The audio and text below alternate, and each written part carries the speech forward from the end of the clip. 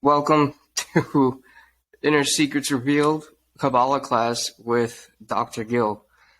Last week, we went over a few different subjects and we answered questions and answers. This week, you guys had a lot of questions for us, which we will be able to address towards the end of the podcast.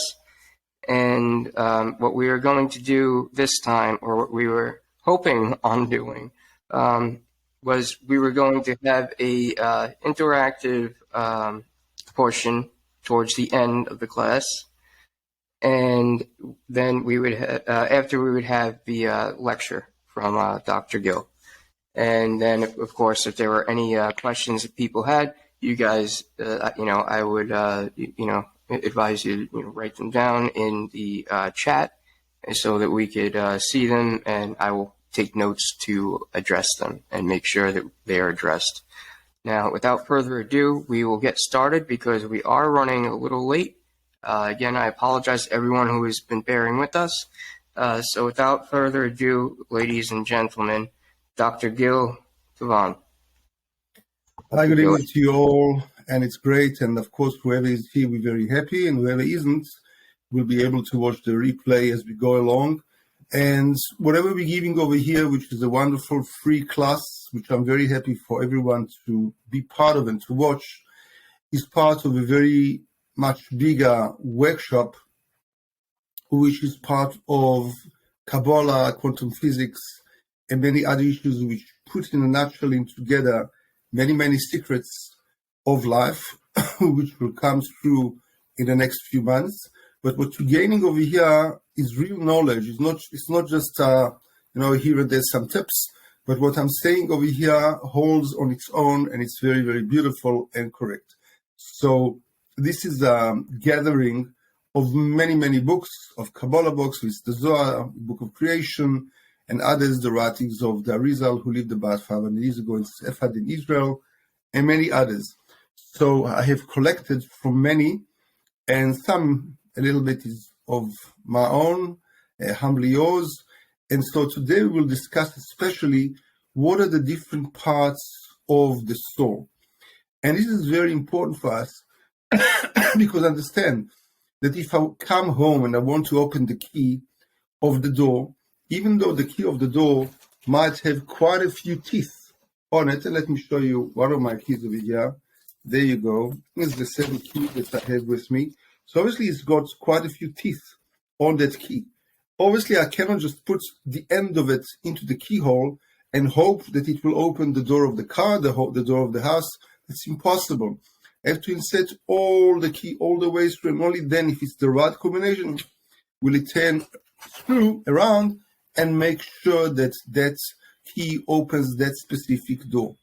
Similarly, we need all the parts of the soul, very much like you cannot walk around without your liver, without your kidneys, without your heart, without your brain. You need all the parts. And the physical element of our bodies is only a cloth. It's a dress-up of those spiritual elements of the soul. So let's start from there and understand that many times in your dreams, when you see a beloved one that passed away, your grandparents, whoever it is, you see them very much like they were in flesh, meaning that the same look, the same figure that we see in this world, we will see them in the next world the same, meaning that our body is the cloth, it's a dress-up of your soul. But miraculously enough, it really looks exactly like the different parts of your soul. So yes, Kabbalah calls it the shu, in other words, that element, the vessel which holds up the body, and it is a cloth, and that's all it is. And if we go to the book of Job, that's what Job says. It says, you have clothed me up with skin and flesh and bones, and this is my cloth only in this world. But this cloth is not something which is benign or something which is superficial. It is the real image, the real projection of parts of our soul. And so every organ in our body is a vessel, it's a conduit, it's a temple for a certain part of our soul. So thank God we're only discussing about 3 special places in our body. We don't discuss 3,000, but only 3 parts. So let's discuss the different parts of our soul. We discussed in previous lectures the fact that we are connected, and the source of all above, that's Chaim, the tree of life, and above us, which gives us life, is the Ein Sof, the infinite one being that created it all, and he is the source.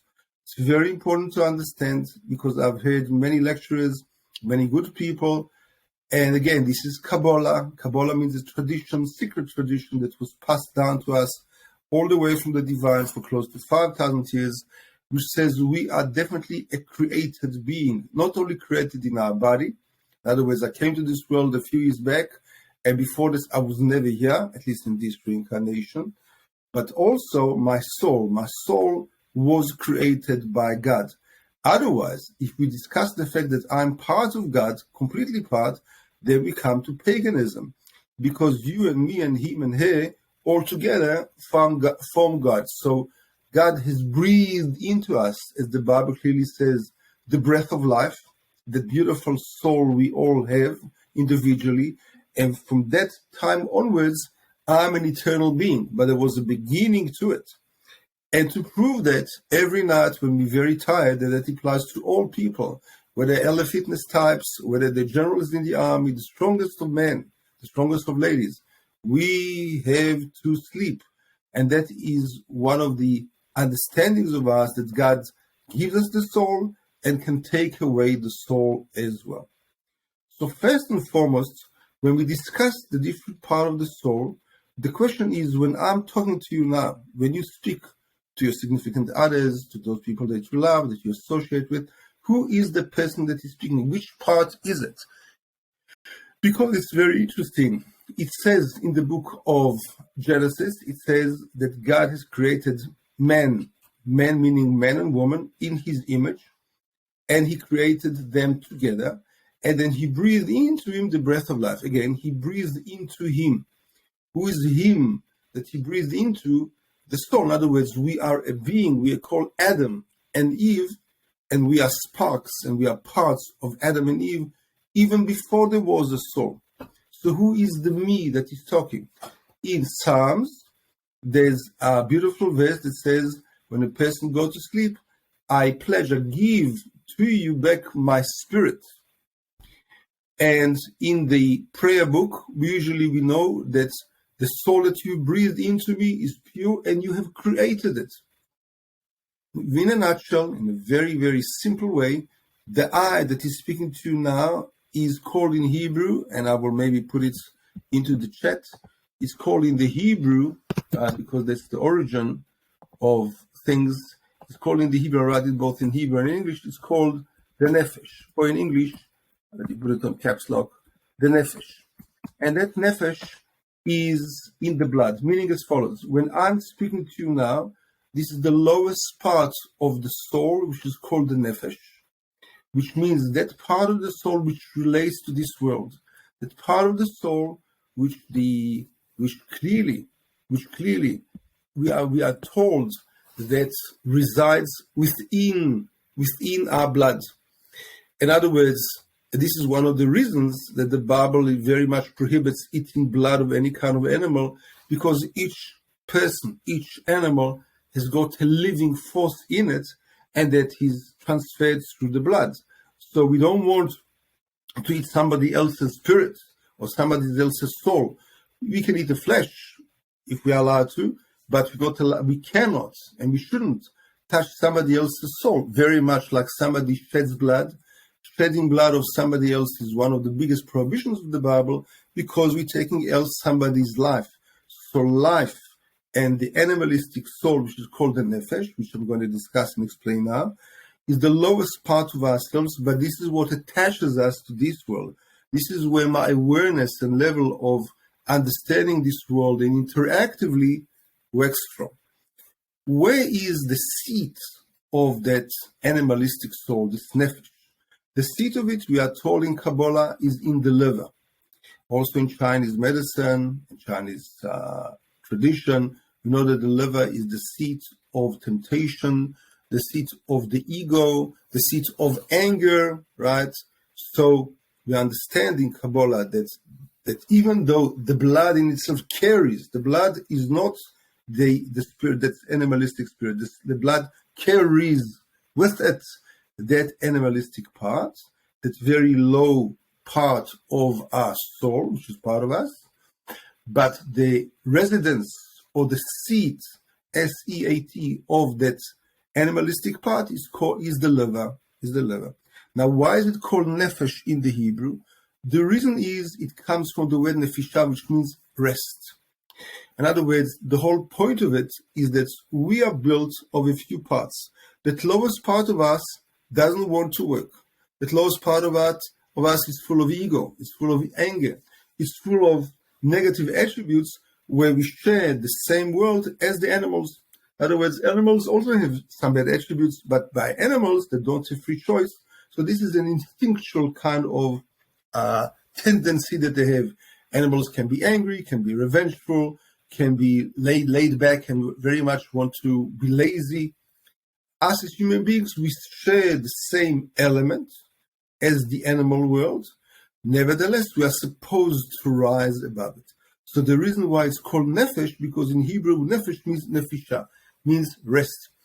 It says by God that he worked for 6 days, he created the universe, whatever that means, and he rested on the seventh day. The word that the Bible uses in the original Hebrew for rested is va'inafash, meaning he rested, the same word that we're using over here. In other words, nefesh means that element, that part of us which looks out, that seeks rest, vacation, not to work, not to do anything, passively watching the world, not engaged actively and proactively in making any changes, unless it touches our ego, our vengeance, our anger, and then we wake up like a roaring lion. That's the lowest part of us as human beings, and therefore many people relate very much to animals, to dogs, to cats, to all kinds of pets, because we do share a same kind of lower part of our soul. But whereas animals don't have a higher part, and they are smart, nobody said they aren't, and it's a living being, that's true, we have two other parts which are higher than that, placed within our body. The second part is called the ruach, where ruach in the Hebrew will be spelled like this, ruach. Let me write it also in the Hebrew, and then also in the English, ruach. And the ruach part, that means the spirit. In other words, we are unique in that respect that we have free choice. We are unique in that we have real feelings. We can really love. It's not just infatuation with somebody. It's not just a crave or a desire or an urge like animals do, but we really do have real feelings towards someone, towards God, towards ourselves, right? We have a human heart with feelings. And that aspect of ours is the mediator between all the parts of our soul, and it's called the Ruach. If you open the book of Genesis, almost in Genesis 1:9, it says, and the Ruach and the Spirit of God was hovering over and above the waters. In other words, even God has what we call the Spirit. We call it usually the Holy Spirit. When He comes to us, we have a spirit, which means we have a living part of our soul, which is the feeling part, which is in charge of emotions, which is in charge of human interactions, which is in charge of dignity, respect, being sensitive to other people, of real feelings of love towards somebody. The other part of it, the negative part of it, will be fear, will be lack of sincere love, will be playing with other people's emotions. And since we have a free choice, all possibilities are right to the open.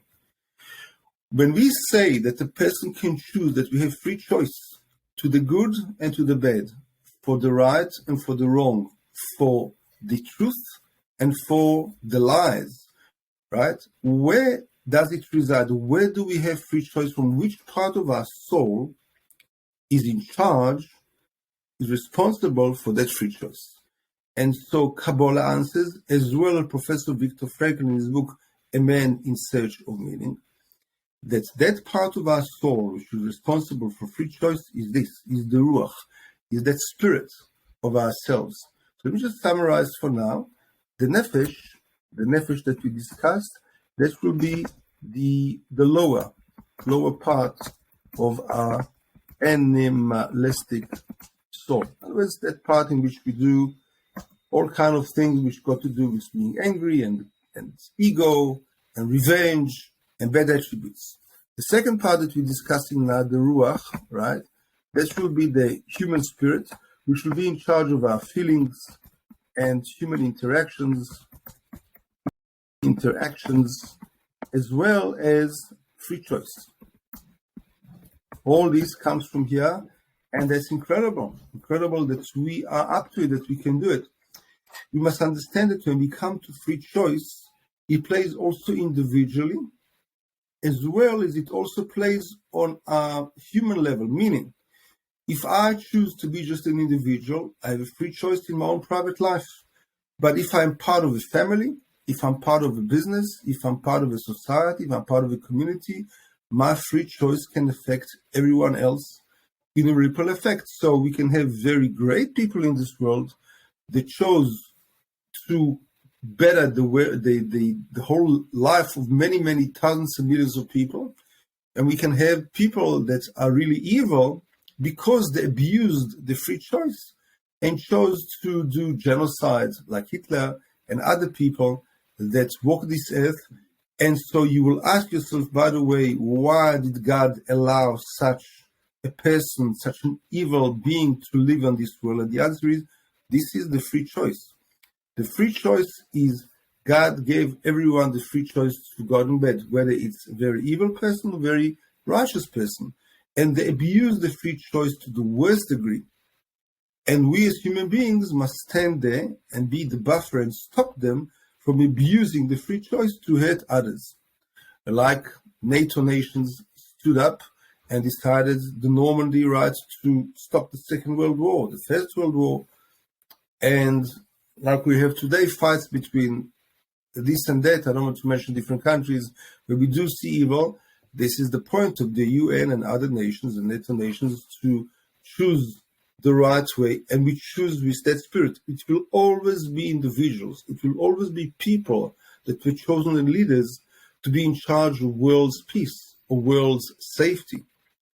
And that's an incredible responsibility for people that step up to be the leaders in any generation. And the more technocratic we are, the more responsible should they be, because today with a few missiles we can finish the world, and with peace agreements we can turn this world into a haven. All this we are in charge of, and we have the force inside us given to us, which is the Ruach, the Spirit. And the place for it, the residence, the temple for it is in our hearts. So a person can get a heart attack just out of feelings. Seriously, what did you say? And a person calm themselves, the entire being through there. A person can choose between good and evil with their heart, with their given spirit. The higher part that we have, and I will do it slowly because as we go along, it's like the Karate Kid, wish and wash, it becomes a little more complex. So the higher part, I didn't say the highest, I said the higher part, and I'm being very exact in what I say. The higher part will be called, right, let me write first in the Hebrew, the neshama. Or in English will be, right, neshama, which is the soul, the human soul, right? And that resides within the pineal gland. Within the pineal gland, we know, according to the book of creation, that our higher soul resides. That soul is in charge of inspiration, of aspirations, of connection to the divine, of connection to our higher self, of wishing only good, blessings, prosperity, peace, love, and sanctity in this world.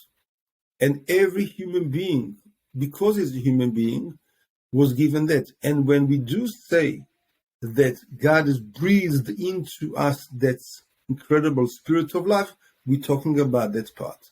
the soul of the person.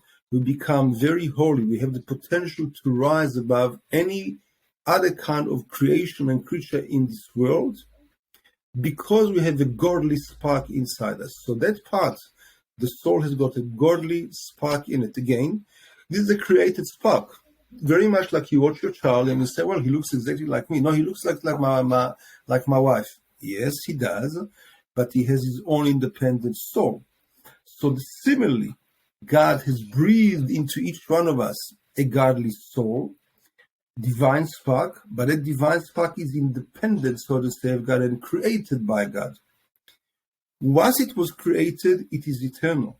In other words, when you were given the gift of life, it's not only for this life, but for many other lifetimes and reincarnations that you either loved or will love in the future, on condition that you don't abuse your soul. In other words, we have a verse in one of the prophets that tells us, prophets with a PH, yes, that not prophets in business, but prophets, meaning a prophet, like the biblical prophets, like Samuel and others, that I will allow you to live 3 times with the same soul. But by the 4th time, if you are a sinner, if you are abusing the powers, the divine powers I gave you, I will not allow you to come back because you are going to destroy my world. So every time, every reincarnation, you find yourself and you try harder and you really put in an effort to work against resistance, to try your very best to rise above the mundane, to rise above the animalistic drives and craves and urges that you have, and each one of us has, and rectify this, and that's the word that we love so much in Kabbalah, which is tikkun, right? Tikkun, which means we came to this world to rectify, first and foremost, our own self. I cannot help anyone if I don't first and foremost help myself.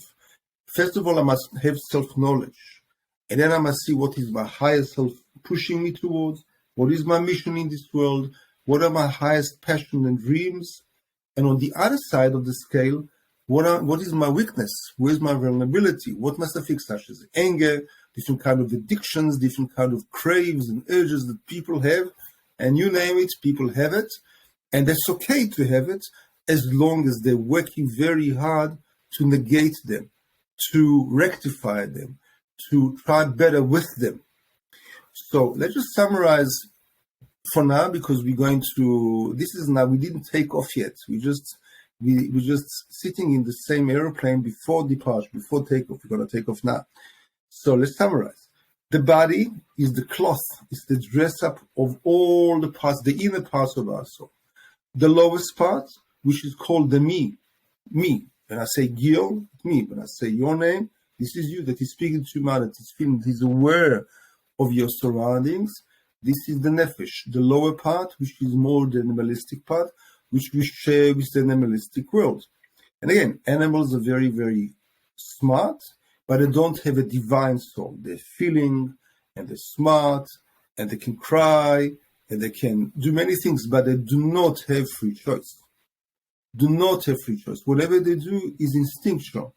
Therefore, when a lion devours a nice little rabbit, he doesn't say, I'm so sorry I took away your life. No, he does his nature, said, thank you so much. That's the way God has created him. And therefore, there is no reward and punishment. There is no good and bad in the animal world. But by us, when we do such a thing, we have to say a big, big sorry. And there's a law and order kind of in every country, in every good developed country, because we are responsible for our own actions.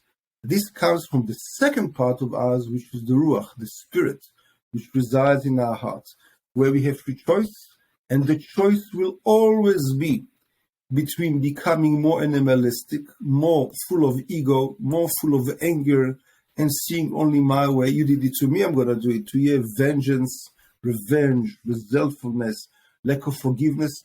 And by the way, the only person that I hate when I don't forgive is myself, because that person couldn't care. I'm walking around with all this resentfulness and lack of forgiveness.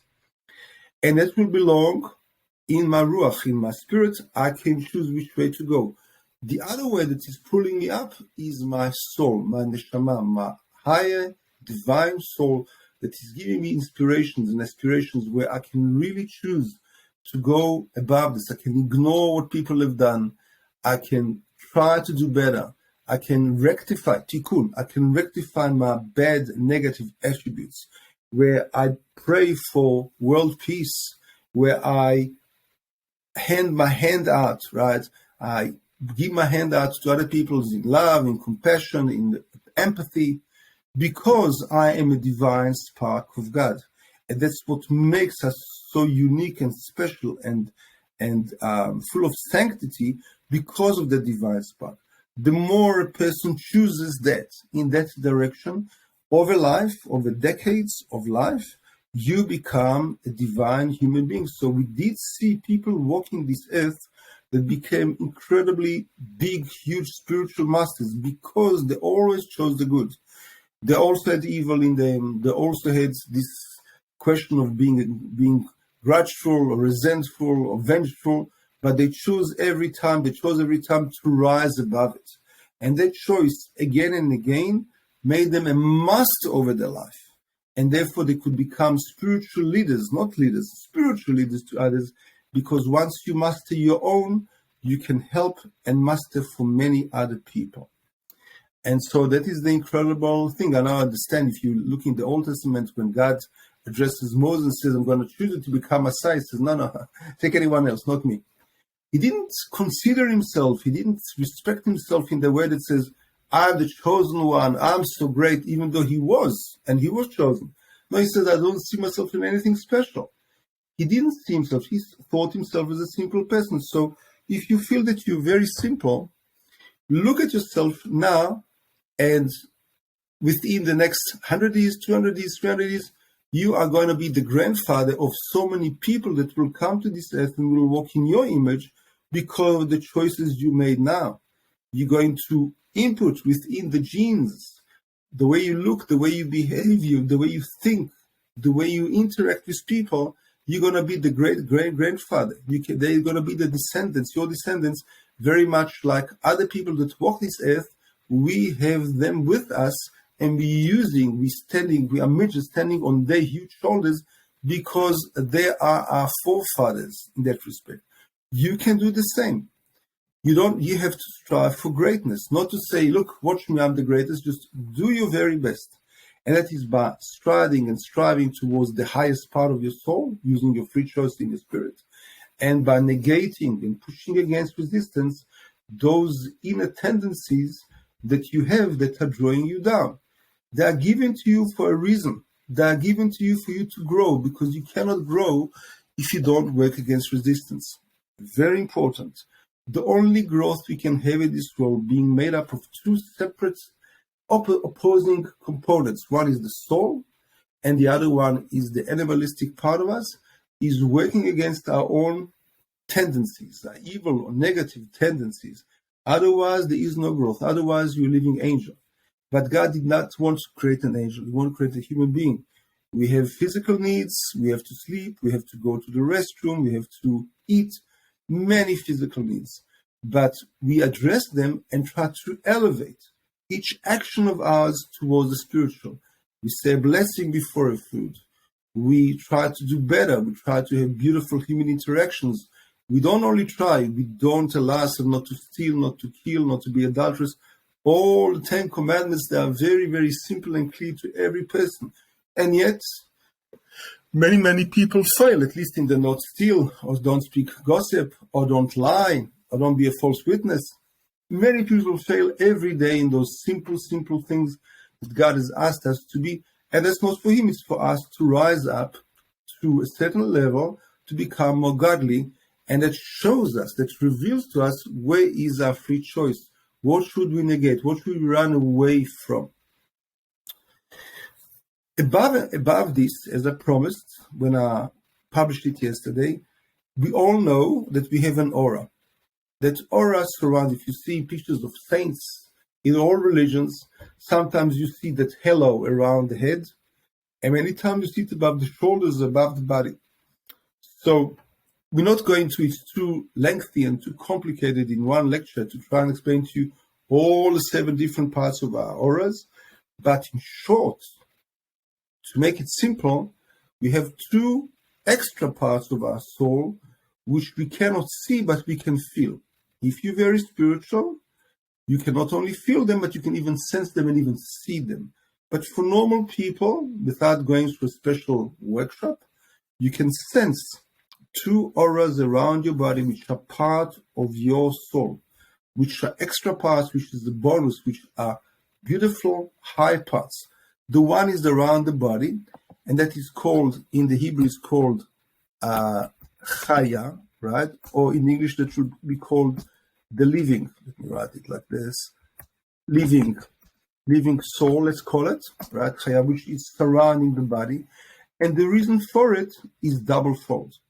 One reason is a protective shield around us. You see so many people during the day, you interact with them. Many people use the public transportation, buses, trains, subways, airplanes, or just walking down the road with so many people around you. You don't pay attention, but at the end of the day, you absorbed all the energies into you, the depressions and the angers and the thoughts.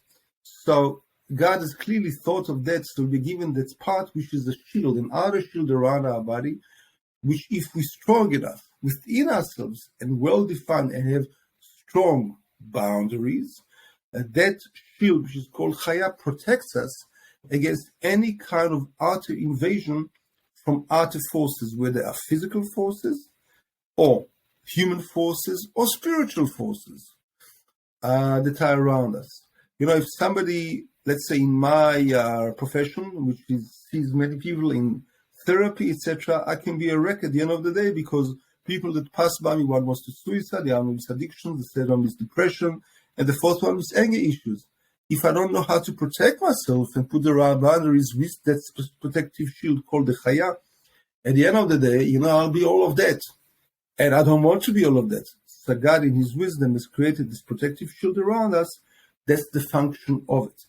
To be an influencer and not to be influenced. When you're next to somebody that is great, you will feel very calm, very relaxed, because there's something in them. It's not toughness. It's inner strength, inner wisdom, inner calmness, inner peace that they generate to their surroundings. And that's beautiful. And you feel very clearly that energy between a couple that is loving couple and caring, or you feel this energy when you at somebody's presence and they give you the sense of security, the sense of calmness, because within themselves, this is what they generate. And so you must see the response you get from other people where they say, oh, you always are an angry person. No, I don't know why you're so resentful, because that's the energy you're receiving from you. And then there should be a rectification, a tikkun within you to try and make sure that you make peace with all the pieces and you have some kind of calmness of you. Calm doesn't mean passive. Calm doesn't mean that you are too lax. No. Calm means that you have made peace with yourself to the extent that you can manage in a collective way to handle all the energies of yourself and of the world and the environment surrounding. It's a big, big, big task. Very much like any kind of animal has their skin, or a tree has its bark. This is our bark. This is our bark. This is our protective outer spiritual skin, which protects us from the environment and allows others to feel our good energy or, God forbid, our negative energy. But we have another part. I promise you another one. The halo around the head. This is the highest part of our soul that we know of for today, which will be called in the Hebrew Yechida. Yechida means right. Let's say it in English like this. The singular soul. The singular soul. I don't want to mess on you and bombard you with too many bits of information, but the singular soul means that halo around you, which connects you to your higher self. Many people try to attach themselves to meditation, which is absolutely correct. Meditation and channeling and others towards understanding and communicating with your higher self. Your higher self is that place where you touch the roots of your soul, which really, really connects to the divine. However, again, it can very well be that one person connects to the divine, the other person thinks he connects to the divine, but really connects to some kind of evil or satanic kind of force. How do you know what are you connecting to? And the answer is, well, it will very much depend on what are you going to be your choices and your actions. We have a statement that says, from your actions, we know you. From your actions, we know who you are. Meaning, a person can say, there was a case recently in Europe where a certain lady said she had the Holy Spirit and channeling that told her to kill and murder his 3 little daughters, which she did. Now, obviously, that can never, ever, ever be such a thing. Obviously, this is the source of evil. Obviously, should have stopped itself and said, that goes against anything human, let alone divine. But she didn't, and she murdered the 3 little kids. Now, obviously, you cannot tell me that comes from the divine. So, connecting to your higher self, we have a book of instructions, very much like you fly into Los Angeles or New York during the night and you don't know, you can't see anything, you're flying through the fog and through the clouds. Use autopilot. So we have a Bible, we have commandments which clearly tells you what is right and what is wrong. In other words, listening to your higher self is all good, conditioned on the fact that you really choose something which is good, something which is the truth. Who said it's true or false? Go check in the Bible if it goes the right way. You don't know? Make yourself a spiritual mentor that loves you, that is a very good person, that will show you, direct you in the right direction. In other words, be very, very much afraid that sometimes, as I've seen, and if somebody does follow me, you see different kind of people write into my Facebook during the week where they had Holy Spirit and they had the revelation. So I don't answer such things because I respect every person. But sometimes a person thinks he had the revelation. He thinks he had the godly revelation. And sometimes this revelation is nothing but satanic. Who knows? So we have a book of laws, a book of instructions God given to make sure that we go in the right path as we autopilot into Los Angeles during the night above the waters or into New York, so that we don't crash our own flight, our own airplane, or somebody else's life in that case. So this is very important. Now, having said that, and I do see we have a few minutes left there, I do want to not only summarize, but go a step further. I know it's a bit too much, I know it's a lot, but this is very important. We have a mind, and this is something that most spiritual people that also use quantum physics, in other words, science and spirituality together, go into. So I want to make sure that we mention it over here in a nutshell. We have a mind and we have a soul. There's a huge difference between them. When I make a choice, I'm listening to my own mind. I'm not sure. I shouldn't be sure. I doubt. I should doubt myself and I hesitate. Whether my decision making, my choices are being made by my mind, and mind is limited. Mind is, I'm going to write it in, the mind is limited by the 5 senses and by the ego.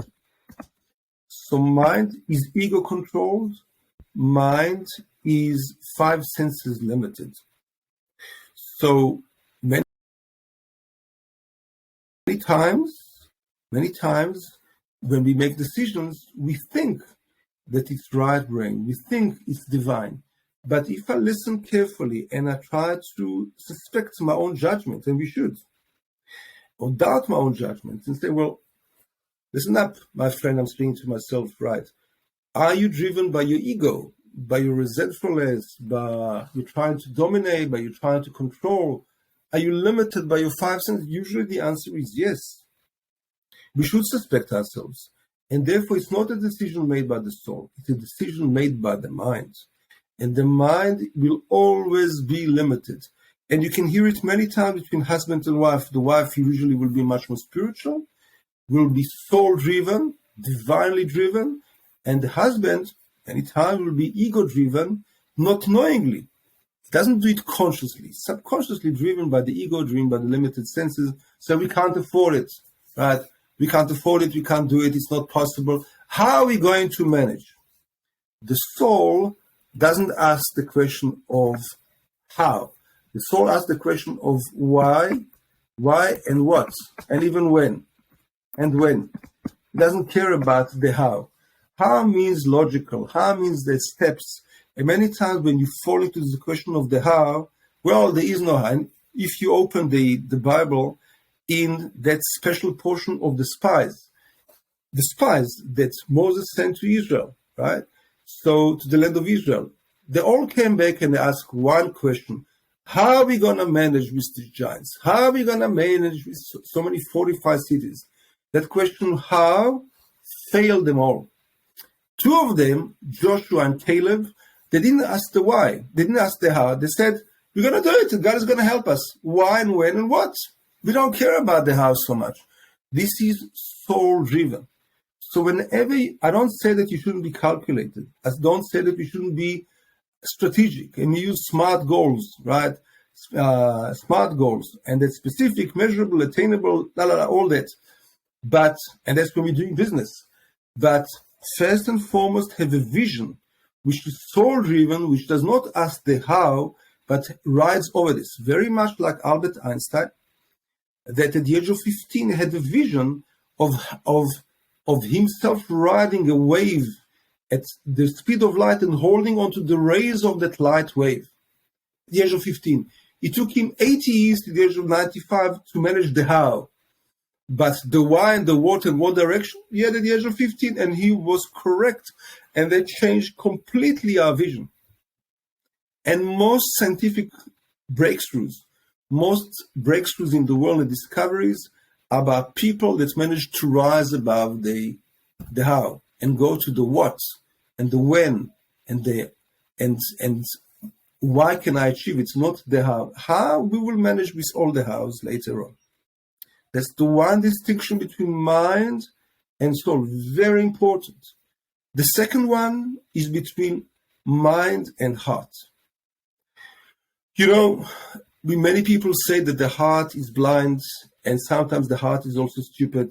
Look, nobody walks into a wedding and gets married with the mind. You know, how much money do you have? I'll get married to you if your father's got enough money. Some people do that. Some girls do that. Some ladies do that.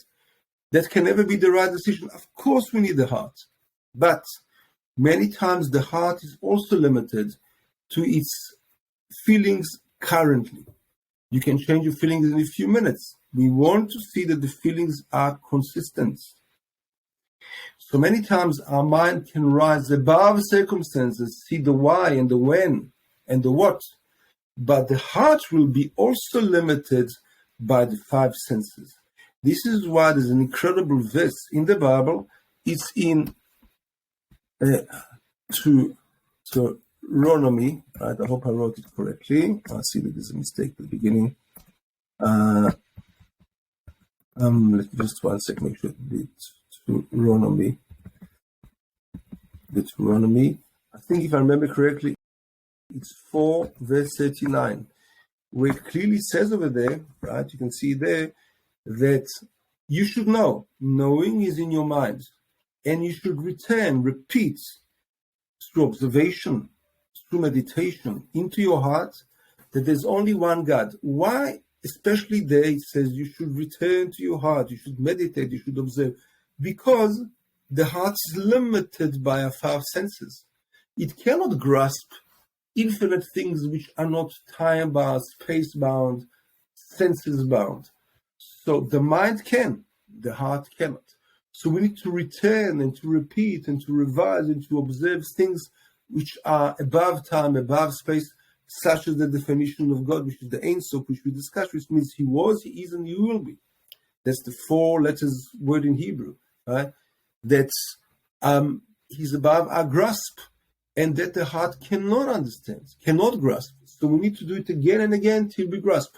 Very much like a child, when he learns the first word, usually it's daddy, will sit a whole day or two and say, daddy, daddy, daddy. Well, I understand enough. No, he needs to prove himself. he needs to revise it to see that when he sees that person, that figure, that his loving father, he associates that word, that concept, that label with that person, which is his unique, specific daddy or mommy.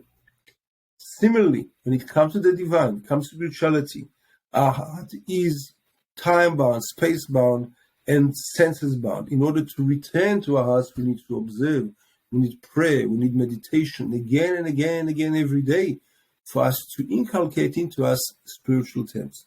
So I'm going to open it to you now, and Mike promised us that there's lots of questions too. So we would love also to listen to these questions, Mike.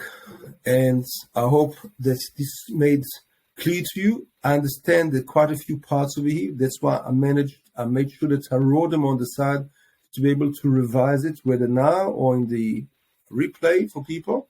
So Mike, please go ahead. If you have questions of people, we'd love to hear, and please God to address them as well. Mike.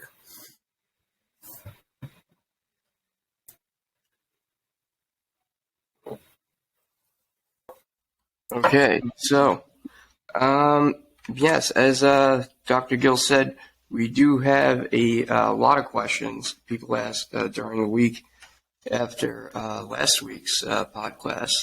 But first, one of the things I wanted to touch on was Dr. Gil, and correct me if I'm wrong, the Yechida or Yechida?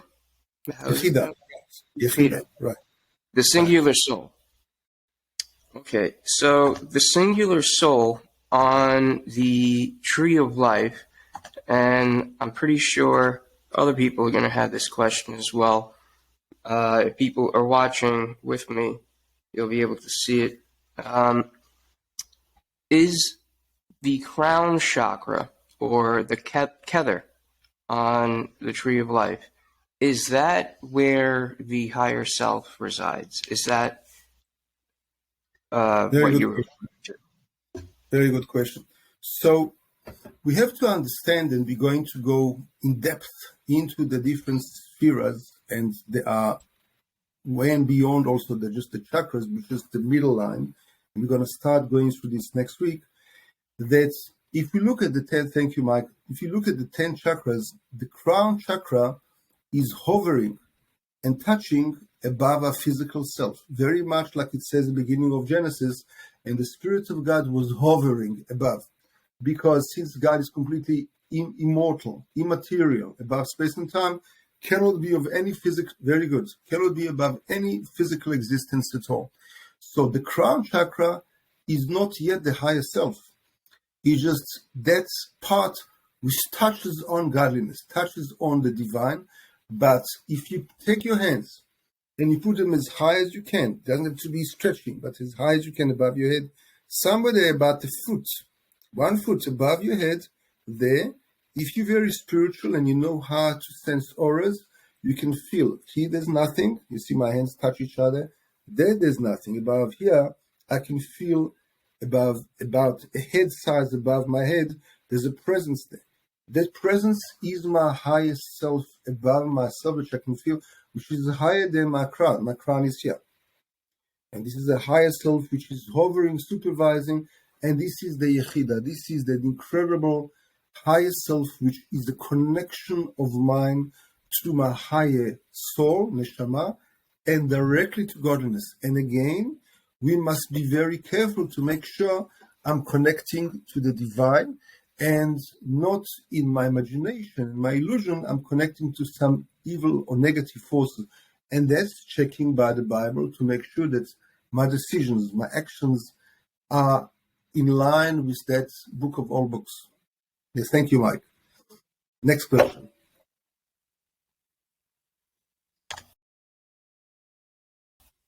Okay, so the next question, just allow me to pull it up real quick. Okay, so I guess the first question we'll cover is Kabbalah the oldest religion or teaching? This is the way the question is phrased. Is it oldest religion, or I would say teaching, known to man. So is it the oldest? Right. So since many people are watching and listening later, let me, first of all, I said we trying to be very irreligious. So our religious, not irreligious, but our religion, but over and above religion, that we don't bind Kabbalah to a specific way, because I understand people come from different walks of life, different religions, and we try to accommodate all. And again, there is such a big common denominator between us. Rather go for that and for the love between us and the fact that we're human, we share the same parts of the soul and the same one God, than the separateness and the division that is between us, which is that religion or the other. Nevertheless, let's look back at history. And again, I'm not attaching feelings to it, just factual history when we go to the Old Testament at the very beginning. It clearly states as follows, that Noah, and that's because I'm sure that my friend was part of this discussion this week as well, what is Ashkenazi, etc. Yeah. So many people, and it's okay. If we look at our background, it was as follows. Adam gave birth to three sons. The first two died at the end. Cain killed Abel, and then they had Abel, and Cain died himself, and the third one we should call Seth.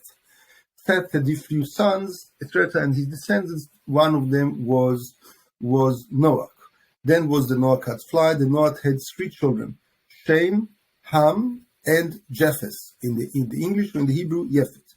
From these three children came the world. Later on, down the line, this world was very paganistic, because people, it says that it's the generation of Enosh. There's a child, a descendant called Enosh.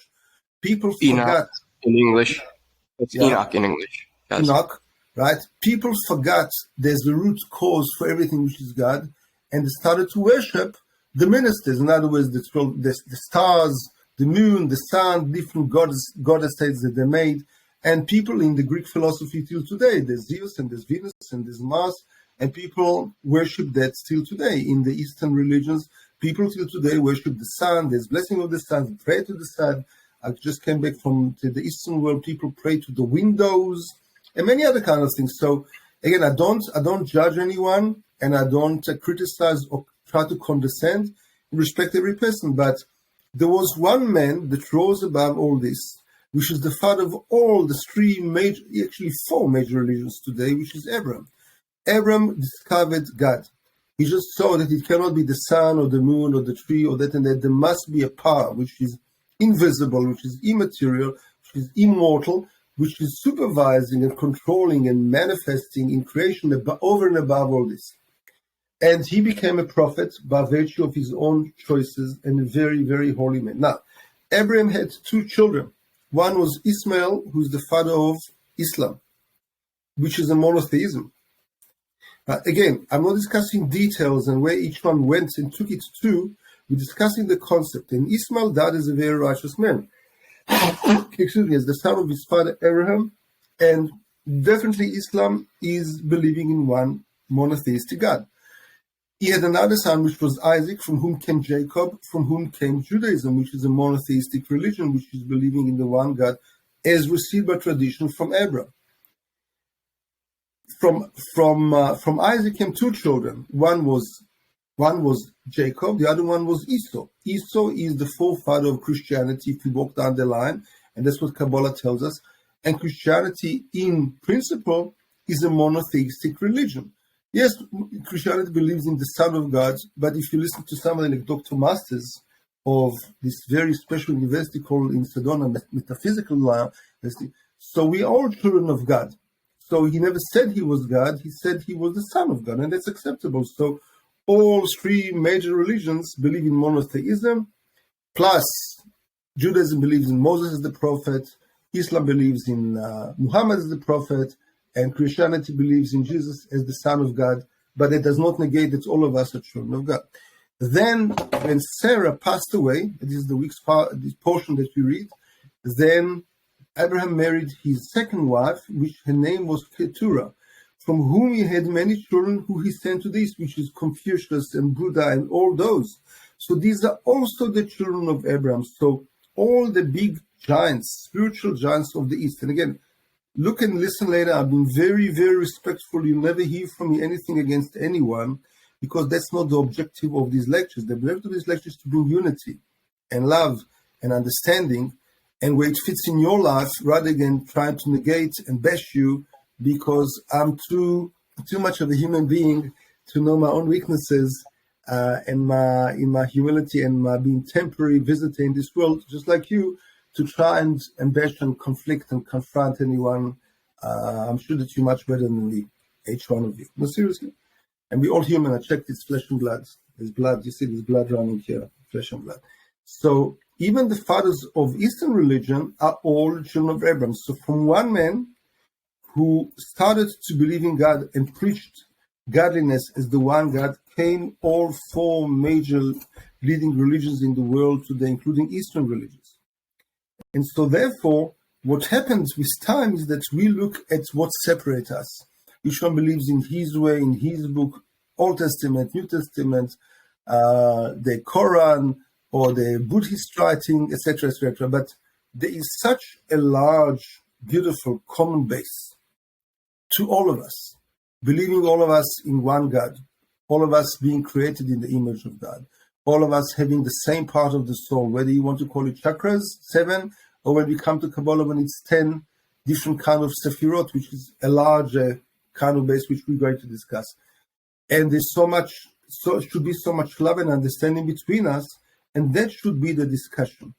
So to answer specifically your question, Mike, it is the oldest secret tradition, esoteric metaphysical tradition, but it hasn't been open to the masses for 5,000 years because it's sometimes complex, it's sometimes very esoteric, it's very mystical, and not everyone can understand it. And many people till today have got they lack the grasp of intangible things, God that I cannot see, or spirit, or soul, or where exactly, where is this? Or where exactly is my aura? How can I feel it? But today, in our day and age, where people are seeking for spirituality, these gates of Kabbalah have opened up again, where you find Qigong and Shaolin and many other old traditions coming through. So Kabbalah in the last 100 years opened its doors again to the public, where we can address, and yes, it is the oldest tradition, but it was a secret tradition. Now it's open to the many, and there is a specific way in which to teach it, that tradition, and what is right. Like you buy you can buy the same clothing, you can buy it at a very expensive kind of shop, and it will be the real label. And sometimes you can buy online, all kind of second-hand whatever it is, which will be fake. The same is Kabbalah. So I made sure that for the past million years, I learned it's the giants of Kabbalah to make sure that my understanding and my sources are correct, that I don't give over anything which doesn't go all the way up the line 5,000 years. Mike, next question. Thank you.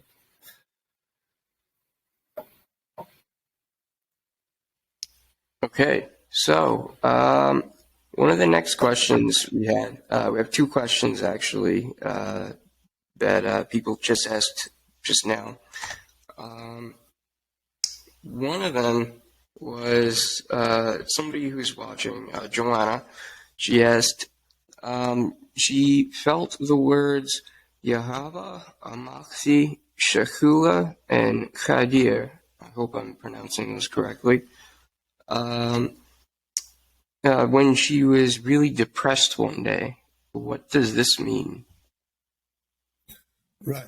So we do know that name of God, which is Havaya, right? And it's the 4 letters word, which will be in the Hebrew will be the Y is like a Yud, right? It's in the Hebrew. So we usually say like this, right? Yes, that's what it says there. Havaya, right? And in the Hebrew, it will be a 4, absolutely, exactly like what Mike said. That is a very, very holy name of God, which each letter there describes a certain part of the Etz Chaim, part of the tree of life, and a certain revelation of God to us. But again, my son will never call me my first name Gil or my second name Gershon. There's just no way in any tradition, Christianity, Buddhism, Islam, Judaism, that a son or a daughter will call you, "Hey, dudes, how are we doing, Daddy Gil?" It just doesn't go. He will call me Daddy. Or he will call you Mom, because it's just not out of respect. God is the creator. He's our real Father. So calling him in a name will mean the way that I perceive him. He's over and above any perception of letters or names, because he's the real one unity, which is immortal, immaterial, and ungraspable. That's why we call him Ein Sof, the undefined, infinite God, being. But we do know, as we discussed in the first lecture, compassionate, loving, etc. So he revealed to us that his name is this Havaya, which means I was, I am, and I will be. I'm over and above time. And when you graduate from university, I'm there. When you were born, I was there. When you get married, I'm there. And when you will die, I'm already there. I will always be there because I'm above space and time. I've created it. I know what will be, and I don't stop you with your free choice. So when a person has a dream, like this woman, and in the dream, she has a revelation like this, it means, I understand, my dear daughter, God is speaking to you, that you're going through some trial and tribulation and some turmoil, and it's difficult for you. So I'm revealing myself to you for you to know I'm walking with you. I'm walking with you. And I just will want to share with you, it's a beautiful thing. One of my friends in South Africa, where I grew up, has a picture on his wall. His name is Dr. Jude, Jude. The picture on the wall shows a person walking barefoot on the beachfront. Part of the way there's one set of footsteps. Part of the way there are two sets of footsteps. And you see a man walking on his own on the beachfront. And he asked me, what does it mean? What it means is a very deep concept of what this dear woman is going through now. When I had my own feet to walk, when I had my own coping mechanism, when I had my own strength, God was walking with me. Even as Psalms 23 says, even though I walk through the valley of the shadow of death, I will fear no evil, because you are with me. But part of the road, part of the way on the beach, there was only one set of footprints. Whose was it? It was God's. When you cannot carry yourself, then God reveals himself to you and says, my dear daughter, my dear son, I'm going to walk you through, because I know for now you are going through terrible hell and you just cannot cope and cannot see your way. So it's my footprints that you are seeing. I'm carrying you through these very rough waters. And this is her dream. This is the revelation of it, which is very beautiful. So if this woman has any kind of trial that she wants to address, more than welcome to approach Mike or myself through the email, right, through my email, which is always there. Very good. And if you can help you in any way, we'll be more than happy. There you go. Mike, next, if you want to ask, you've got a few more minutes before we call it a night in Cinderella. Right. Okay, so what was the other question? I just pinned it.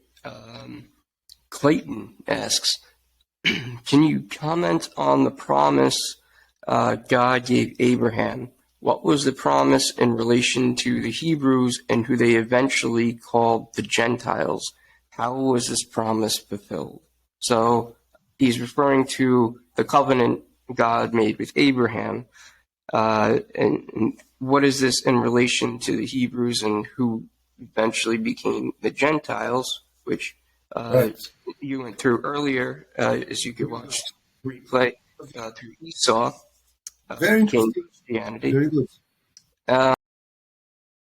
So he wants to know, how was this promise fulfilled? So part of that question we answered already. So how was the covenant God made with Abraham fulfilled?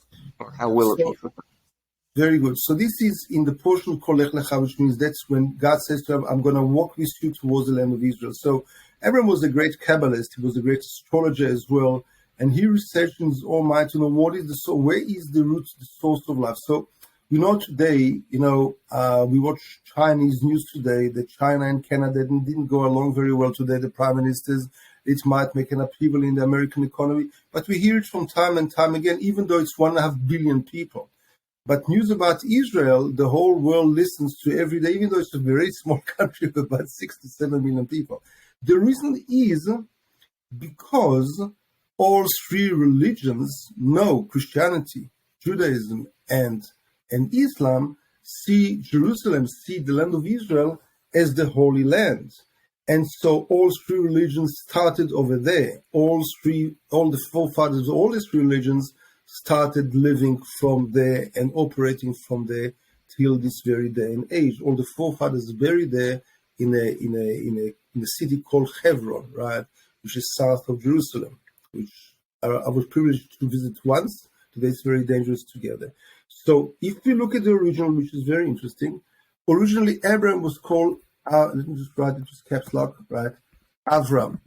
And the Bible clearly says where his name was Abraham, it was the father of Gentiles. Later on, he was missing from his name the letter H. The letter H added to any name can give you, a man or a woman or a female, the ability to perceive, the ability to be fertile, right? To have children. So the name is not going to be Sarai anymore, but Sarah, right? Not Sarai, but rather Sarah with an H. Not Avram, right? But rather Avraham with an H. And that's very clear in the Old Testament where this addition is being made. So once it was called Avraham, God said, and I'll explain to you why I'm adding an H to your name. That's going to be the father of many Gentiles. The reason I chose you is because you got inner strength, you steadfast by your principles, you manage and you prepare to sacrifice your son or to go through the fire for me, because you stand fast and you're very strong with your principles. But because you're monotheistic and because you believe in the one God, that this is your mission on earth to reveal this to this world. So this is why I'm going to make you a father to many Gentiles, to many nations, which, as I mentioned, will be all those four major religions in the world, which really cover most of the world. The fact that people today have other religions or other ways or many, many sects within Christianity, Baptist and Catholic and Protestant and many others, but all in all, we should rather sit with the common denominator, and I have with many different kind of chaplains and priests, etc., of different religions across the states and in Nigeria and others, and we find the common denominator rather than what separates between us. That will be the father of all Gentiles. And by the way, in our generation, there are many, many people still that are atheistic or pray to windows or believe in the sun or believe in paganism. Billions of people. So there's lots of work to be done. Just to spread that and to understand by simple logic today, and I think I addressed this question and published it many times, when we understand today quantum physics, science today has found God in the universe. It's not, somewhere out there. It's right there in the middle where energy has consciousness, and consciousness is called by scientists the mind of the universe, God. So today it's very simple to be scientifically religious, as we want to call it. So if you don't have a religion, you can just be spiritual, and that is the father of many. That was actually the covenant. Now, in that covenant, Abram had hesitation or had a doubt or didn't know, how do I know that my children will inherit all that promised land? And so God put him into sleep, and then he walked between different kind of animals, which he dissected through this covenant that was formed between God and a human being called Abraham, in order to show him that that promised land, that promise of the covenant will be kept for many thousands of years later. And if you open the Bible, that portion, that is the very powerful, dramatic covenant between God himself and the human being. And again, realize that in the Bible it says, I, God, and I'm going to write it for all the people that later on will watch it, I, God, right, have not changed. Ani havaya lo shiniti in Hebrew. I will never change. In other words, if you have a child, and I'm sure many of you have children, when you say something to a child and you're very sure about it, like, do not open the door while driving, this is not going to change, right? No, you know what? You can open the door and jump. When a father says something, he is a very responsible adult that means what he says, right? That's what forms human relationship. If I say to Mike something, I stand behind my words. Otherwise, I am irresponsible and immature. And the other way around as well, or to any one of you. So God, when he says something, it's not a trivial something that he's going to flip or change his mind. He never changes his mind because he's the one unity.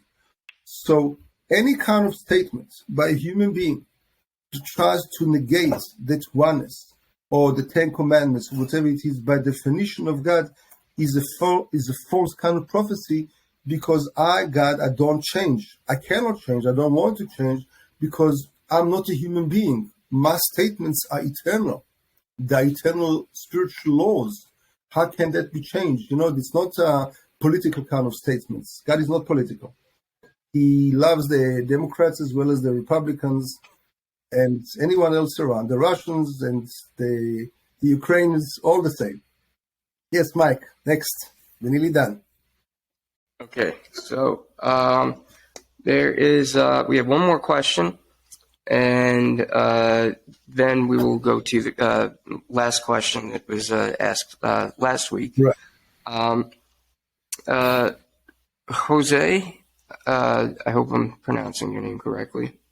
Right. Sorry if I'm not. He says, how do you feel about the highest vibrational frequency density diamond liquid self that can be achieved through righteous living and positive thoughts? So I guess this would be synonymous with the light body, or the I guess the celestial body, or the resurrected body. I'm not exactly sure what he means by diamond liquid self, but I guess the highest vibrational frequency that a human being could reach. What are your That's a very good question. So there are a few people that are the spearheads today of quantum physics that have joined together forces between spirituality and frequencies. And I definitely belong to that group that try to achieve and understand that. Whereby we say as follows: we know today that there are at least 5 different kinds of frequencies. There's alpha, beta. Beta is the normal frequency we use now between 12 and 18 hertz when we speak to each other. Alpha is we go to sleep, or very light sleep, or meditative state. And then there is delta and theta when we go into hypnotic state or very deep kind of sleep, which is a suggestive mode. And then we start the very high frequency, which is the gamma. Gamma in Greek means that very, very high frequency, which is no end to it, where we really reach a very high frequency and therefore a very, very high self. The reason why we cannot grasp, most of us, godliness or divinity, because the frequency is so high that if we try to attach to this, we will explode. It's just too much for our vessel here to hold. But very spiritual people have learned to raise their vibration to the point where they can see archangels, or people that have passed away, or the guiding spirits, or guardian angels, or God himself. But that requires a great deal of meditative states, of knowing where you go, and being careful to know how to go there and how to come back. I do teach this. It takes lots of practice. We do it generally in very small steps in order for people to attain that very high state and realize once you go there, there is no comeback, meaning your level of free choice changes. You cannot anymore fall into addictions and into all kinds of things which are very, very mundane, will pull you down, because as a human being, your level of consciousness has risen to the divine. We cannot afford anymore to fall into all kinds of bad habits and bad attributes and vengeance. And that's why many things I don't teach, because I'm afraid it will fall into the wrong hands of people that did not refine themselves enough to that level. So definitely learning of Kabbalah at a very high level and frequency requires the person to rise themselves over and above to a higher level of self before we can do that. And I myself needs lots of work to do before I can reach and be attached like the forefathers, Abraham, Jacob, Isaac, that high level where they were all the time attached to a very, very high frequency and therefore to godliness. I want to thank you all, because the time is late, and I'm sure you've got also people, significant others and families and children to see. So we would love you to join next week. I'm sure that Many couldn't be here because of some kind of the problem with the link. So we trust Mike to make sure that it will be very easy to access. I myself had quite a lot of difficulty, challenges to access to one completely I couldn't, the other one was possible. So whichever simple link, Mike, is going to work, that will be great. And I'm sure that you will, the next few days, be able to upload the replay for people to see. We bless you all from here, and we wish you all a great night. Thank you so much to you all. Bye-bye. God bless. God bless everybody. And thank you all again for joining us. Everyone who is watching this afterwards, I would like to thank you all for watching. And again, everyone who stuck with us from the beginning, we're sorry we had more technical difficulties this time. We were trying a new feature, running this through Facebook. Hopefully, as Dr. Gil said, next week we will get everything figured out. So I would like to thank everyone again. Thank Dr. Gil so much for putting these lessons together and for teaching these things. And I hope everyone was able to get something from this. And I hope you learned a lot. God bless you all, and have a great night. And we'll see you next week.